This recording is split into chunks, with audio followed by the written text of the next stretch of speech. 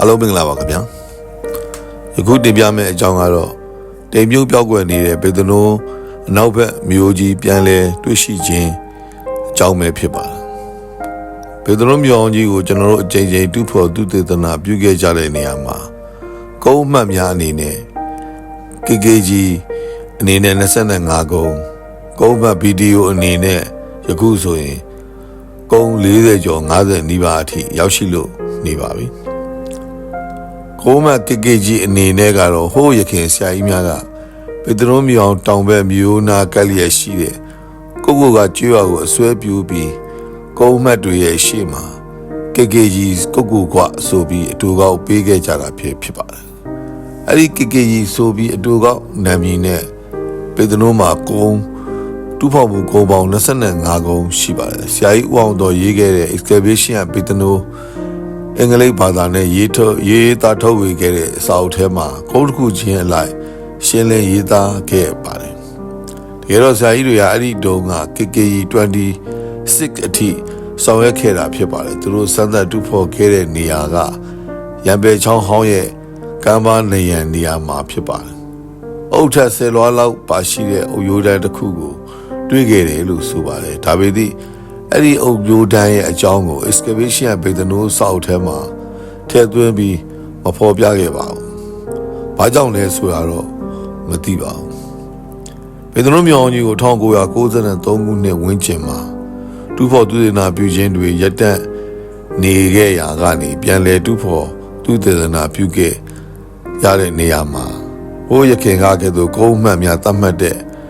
ကိုက KKG ကိုအတော့မပြုတော့ပဲမြောင်ကြီးရဲ့နာမည်အတူကောက်ဗီဒီယိုလို့သာစတင်သတ်မှတ်ပြီးကုန်းမှတ်ဗီဒီယို1ကနေပြန်လဲတူဖို့သူသေနာပြုခဲ့တာဖြစ်ပါတယ်ပေတရုံးမြောင်ကြီးရဲ့တူဖို့သူသေနာသမိုင်းတစ်လျှောက်မှာ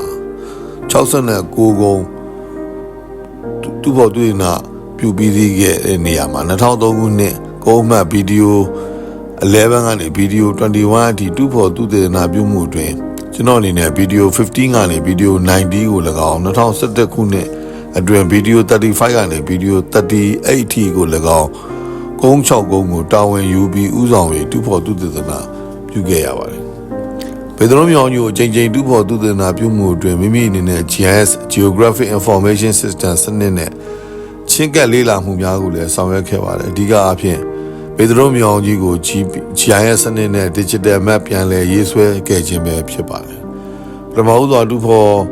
သူသေနာဆောင်ရွက်နေတဲ့ကာလအတွင်းတနင်္ဂနွေပိတ်ရက်များမှာမျိုးတစ်လျှောက် GPS စာပေပြုလုပ်ခြင်း Digital Layer တစ်ခုချင်းစီအလိုက်သတင်းအချက်အလက်များထည့်သွင်းခြင်းများကိုလည်းဆောင်ရွက်ခဲ့ပါတယ်ဒီလိုဆောင်ရွက်ခဲ့စဉ်အတွင်းမှာပေတရုံးမြောင်ကြီးရဲ့ပျောက်ဆုံးနေတဲ့အနောက်ဘက်မြို့သဲလွန်စာများကိုလည်းရှာဖွေခဲ့ရပါတယ်ရခင်ဆရာကြီးများတွေ့ရှိထားတဲ့ရံပယ်ချောင်းဟောင်းကမ်းမဟောင်းကအုတ်ရိုးတန်းကိုပြန်လဲရှာဖွေဖော်ထုတ်ပြီးအင်းဝါကြီးဘုံကြီးကျောင်းရဲ့အနောက်ဘက်ကျင်းတူးရမှာမြေနဲ့9ပေရောက်တွေ့ရှိရတဲ့အုတ်ရိုးတန်းအထက်လွှာများကိုလေ့လာပြီးမြောက်ဘက်မြို့အစုံပြောက်ကွယ်နေတဲ့နေရာနဲ့တောင်ဘက်မြို့အစုံကိုရွာတင်ချိုင်းကုန်းအနီးကနေပြီးကျန်းစနစ်နဲ့ GPS point များမှတ်သားပြီးကောင်းကင်ဓာတ်ပုံဂျိုလူဓာတ်ပုံများနဲ့ထပ်ကြည့်တဲ့အခါအနောက်ဘက်မြို့ရှိနိုင်ခြေအလားအလာများစွာရှိကြောင်းတွက်ချက်နိုင်ခဲ့ပါတယ်။ဒါပြင်ပေတရုံးမြောင်ကြီးတစ်ခုလုံးရဲ့1မီတာကြာကွန်တိုအနေအမြင့်များကိုလေ့လာပြီးပေတရုံးမြောင်အတွင်း water body နဲ့ရေလမ်းကြောင်းများကို RS ရမှုစမ်းသင်းနည်းစနစ်နဲ့အရာဟောင်းများကိုဖော်ထုတ်ခြင်းချောင်းဖြစ်နိုင်ခြေများကိုရေနေတဲ့အထောက်အထားများရှိမရှိစမ်းသပ်ကျင်းငယ်များတူဖို့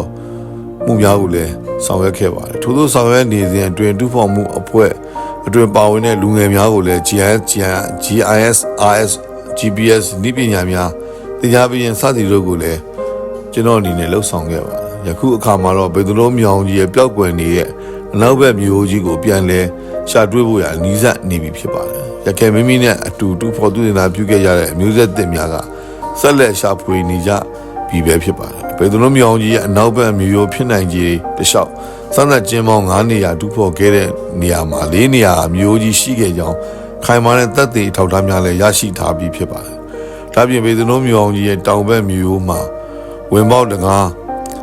ဂေတကားရှိခဲ့ကြောင်းလည်းဖော်ထုတ်နိုင်ခဲ့ပါတယ်ပေတရုံးမြောင်ကြီးရဲ့ယခုလက်ရှိတည်ရှိနေတဲ့အင်ဂျီတဲ့အစာပေါင်းများစွာကြီးမားတဲ့အင်ဂျီတစ်ခုဟာ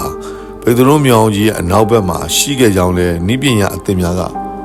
ဖော်ထုတ်ပေးနေပြီဖြစ်ပါကြောင်းတင်ပြရင်းဒီကုန်းချုပ်ပါတယ်အားလုံးကိုကျေးဇူးတင်ပါတယ်ခင်ဗျာ